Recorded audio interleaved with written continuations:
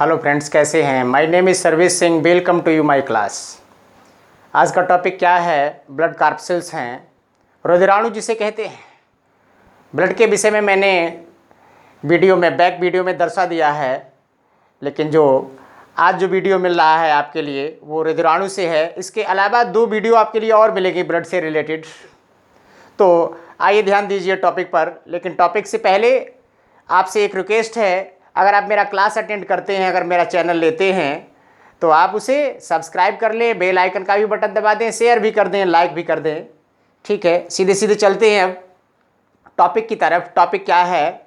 Blood कार्पसेल्स। Blood कार्पसेल्स कितने प्रकार के होते हैं? मैमल्स के ब्लड के अंदर जो कार्पसेल्स होती हैं, जो रुधिराणु होते हैं, वो कितने प्रकार के होते हैं? 3 प्रकार के आपने पढ़े थे। कौन कौन से? आरबीसी, डब्ल्यूबीसी और प्लेटलेट्स। लेकिन एक चौथा भी है जिसे स्पिंडल सेल्स भी कहते हैं। तो आरबीसी होते हैं, उसे क्या बोलते हैं? रेड ब्लड कार्पसेल्स कहते हैं। डब्ल्यूबीसी होते हैं, उसे क्या बोलते हैं? व्हाइट ब्लड कार्पसेल्स कहते हैं। और जो एक प्लेटलेट्स होते हैं, तो जो आरबीसी होती हैं उसे क्या कहते हैं? इसका एक दूसरा नाम भी है, इसे एरिथ्रोसाइट्स भी कहा जाता है। और जो डब्ल्यूबीसी होती है उसे ल्यूकोसाइट्स कहा जाता है। और जो प्लेटलेट्स होती हैं इसे थ्रोम्बोसाइट्स भी कहा जाता है। तो इसके तीनों के अलग अलग नाम भी हैं, 2 नाम भी हैं। इसे याद कर लीजिए, कंप्लीट कर लीजिए कंपटीशन वाले बच्चे, तो ध्यान दीजिएगा। तो पहले क्या है? आरबीसीएस। इसके बारे में मैं आपको बताता हूं कि इसके बारे में आपको क्या क्या दर्शाया जाएगा, क्या क्या बताया जाएगा। पहला, इसकी शेप, इसकी आकृति कैसी होती है। दूसरी विशेषता, नंबर, इनकी संख्या कितनी होती है। तीसरी विशेषता, इसकी स्ट्रक्चर, इसकी संरचना कैसी होती है। और चौथी विशेषता, इसके फंक्शन क्या होते हैं, इसके कार्य क्या होते हैं। तो ध्यान दीजिएगा।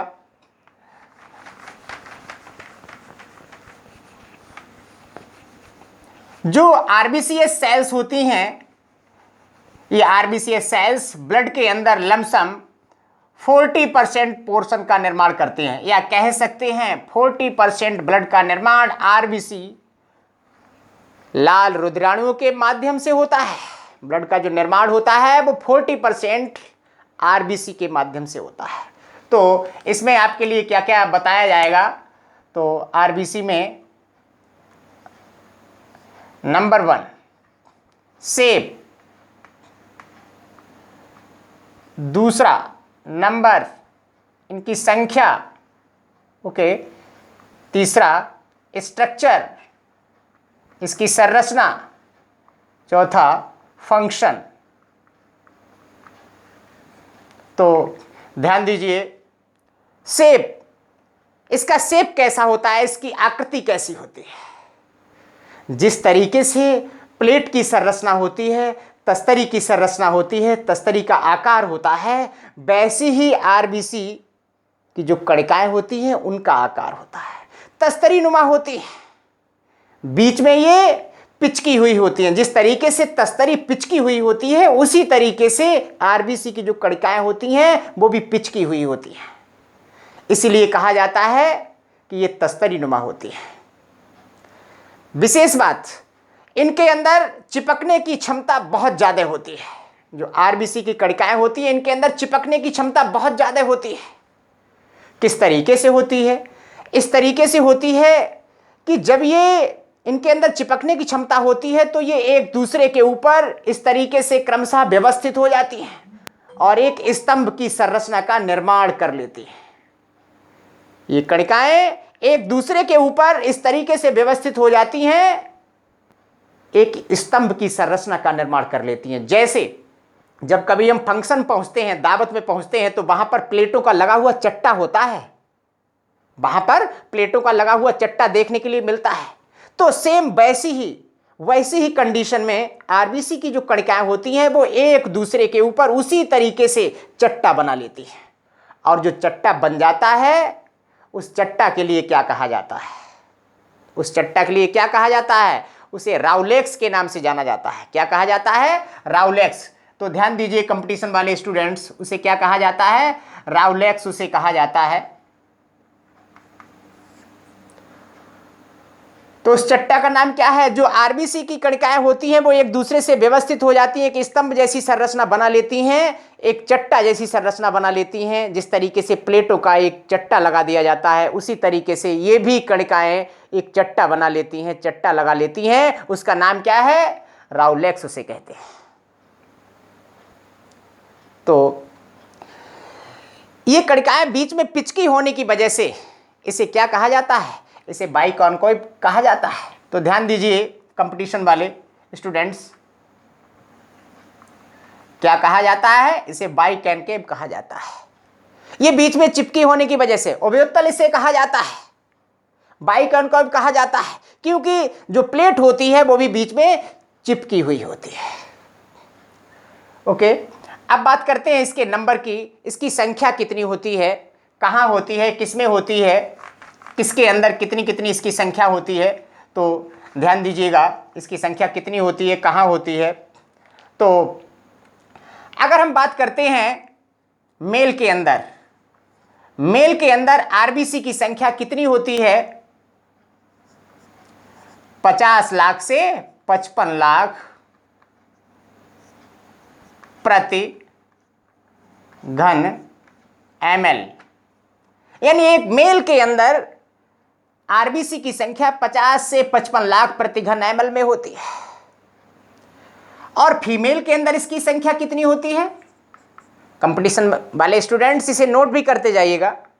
तो फीमेल के अंदर इसकी संख्या कितनी होती है? 45 से 50 लाख प्रति घन ml में होती है। ओके, अगर हम एक शिशु की बात करते हैं तो शिशु के अंदर इनकी संख्या कितनी होती है? एक शिशु के अंदर इनकी संख्या कितनी होती है? 60 से 70 लाख प्रति घन ml में होती है। ओके, अगर हम एक एम्ब्रायो की बात करते हैं, एक भ्रूण की बात करते हैं, एम्ब्रायो की संरचना कहाँ होती है? मदर के यूटेरस के अंदर होती है, माँ के अंदर होती है। जो शिशु जन्म नहीं लेता है, जन्म लेने से पहले की जो कंडीशन होती है, वो अवस्था होती है, उसे क्या बोलते हैं? उसे एम्ब्रायो कहते हैं। उस एम्ब्रायो के अंदर आरबीसी की संख्या कितनी होती है?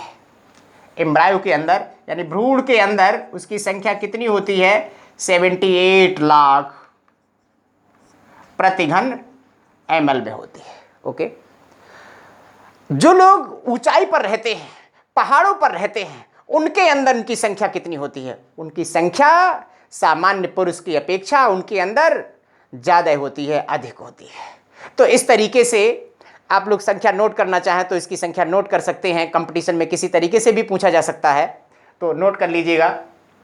अब नेक्स्ट बात करते हैं स्ट्रक्चर, इसकी संरचना कैसी होती है? इसकी संरचना कैसी होती है आरबीसी की संरचना?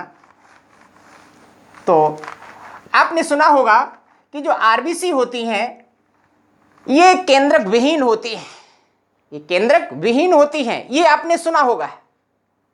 लेकिन जब आरबीसी की उत्पत्ति होती है, जब आरबीसी की उत्पत्ति होती है तो उसके अंदर केंद्रक होता है, और जैसे जैसे ये धीरे धीरे मैच्योर होती चली जाती हैं, वैसे वैसे केंद्रक के साथ साथ, केंद्रक तो विलुप्त होता ही होता है, नष्ट हो जाता है, समाप्त हो जाता है, इसके साथ साथ mitochondria, Golgi body, endoplasm reticulum, ribosome इत्यादि संरचनाएं भी समाप्त हो जाती है, विलुप्त हो जाती हैं।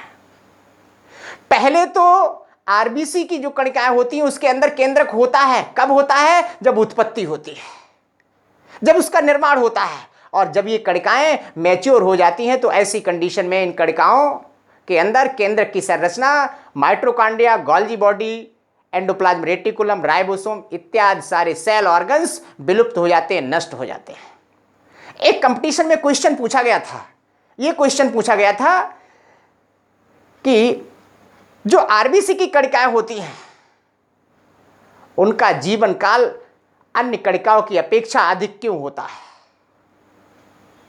और यही कारण है, यही रीजन है, क्योंकि उसके अंदर केंद्रक की संरचना नहीं होती है।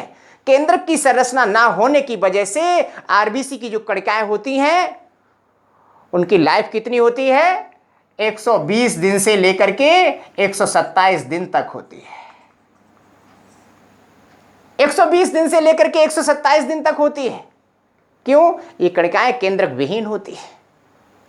ओके, तो अब बात करते हैं इसकी संरचना में और क्या क्या होता है।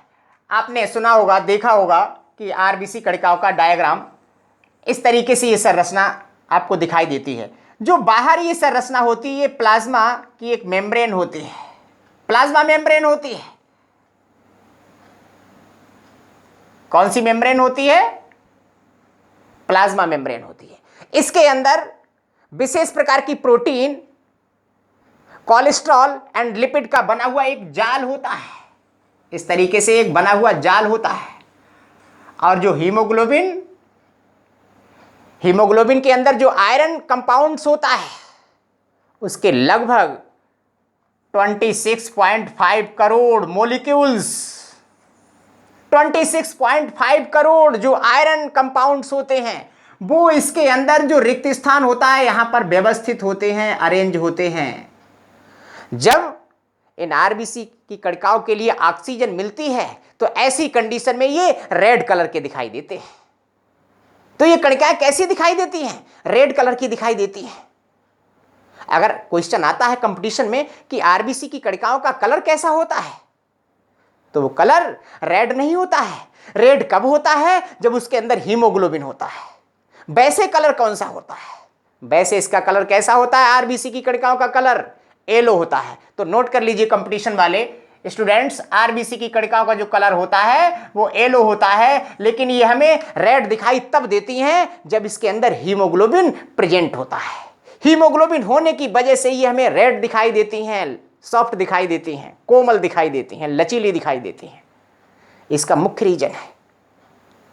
और जब अब बात करते हैं यहां पर, जब ये आयरन इसके हीमोग्लोबिन के कंपाउंड्स होते हैं, हीमोग्लोबिन के अंदर जो आयरन के कंपाउंड्स होते हैं, जब उसे ऑक्सीजन मिलती है तो ये रेड दिखाई देते हैं। और जब इसे ऑक्सीजन नहीं मिलती है, या कह सकते हैं अनाक्सीकृत अवस्था में, ऑक्सीकृत अवस्था में, तो ये रेड दिखाई देते हैं। और जब अनाक्सीकृत अवस्था आती है तो ये कैसे दिखाई देते हैं?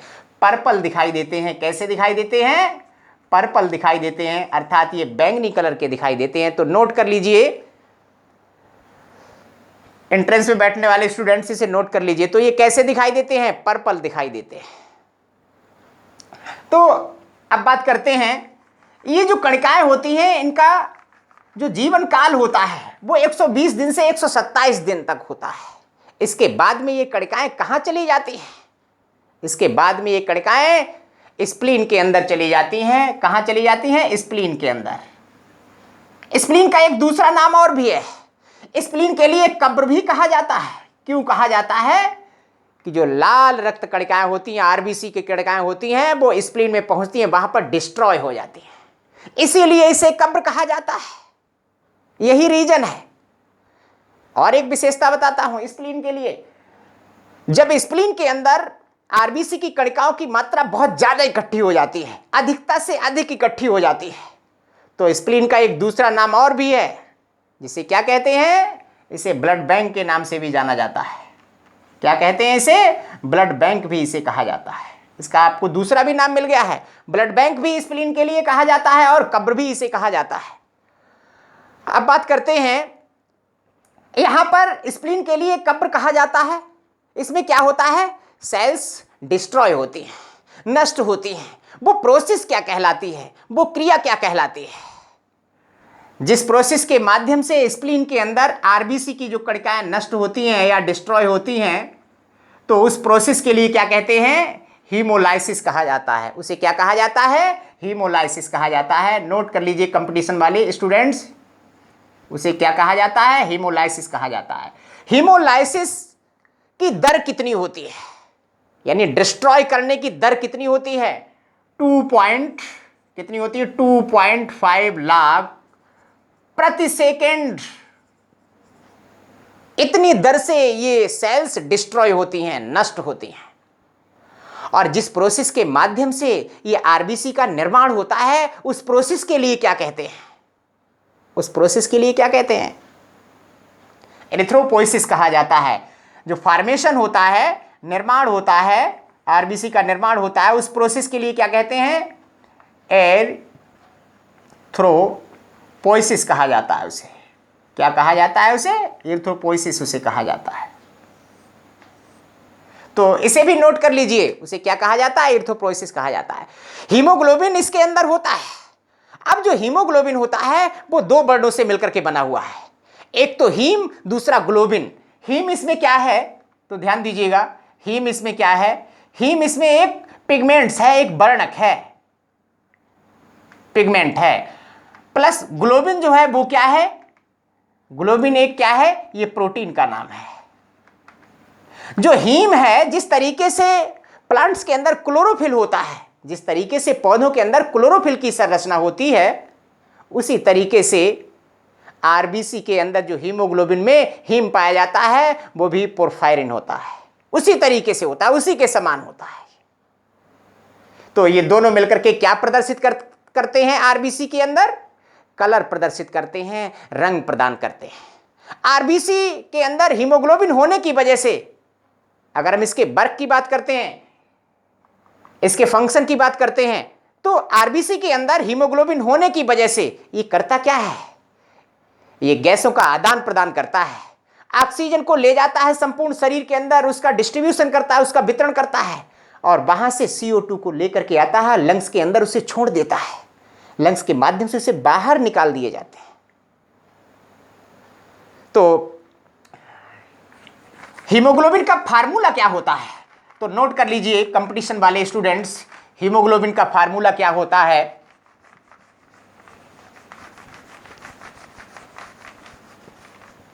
हीमोग्लोबिन का क्या फार्मूला होता है,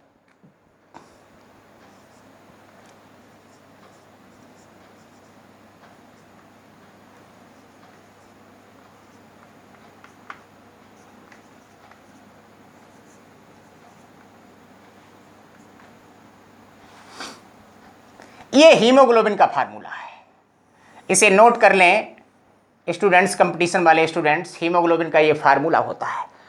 तो ये क्या फंक्शन, अब फंक्शन की बात करते हैं, फंक्शन क्या होता है, इन सेल्स का मुख्य रूप से क्या काम होता है, ये गैसों का आदान प्रदान करते हैं, इसे परिवहन कहा जाता है। क्यों कहा जाता है, क्योंकि इसके पास में हीमोग्लोबिन होता है, और जहां पर हीमोग्लोबिन होता है अगर उसे पर्याप्त मात्रा में ऑक्सीजन मिलती है, तो ये हीमोग्लोबिन में अगर पर्याप्त मात्रा में ऑक्सीजन मिलती है तो ये ऑक्सी हीमोग्लोबिन बनाते हैं। जहां पर इसे पर्याप्त मात्रा में ऑक्सीजन नहीं मिलती है तो ये ऑक्सीजन के लिए स्वतंत्र कर देते हैं, जो ऑक्सीजन इसके पास होती है उसे वो स्वतंत्र कर देते हैं, फ्री कर देते हैं।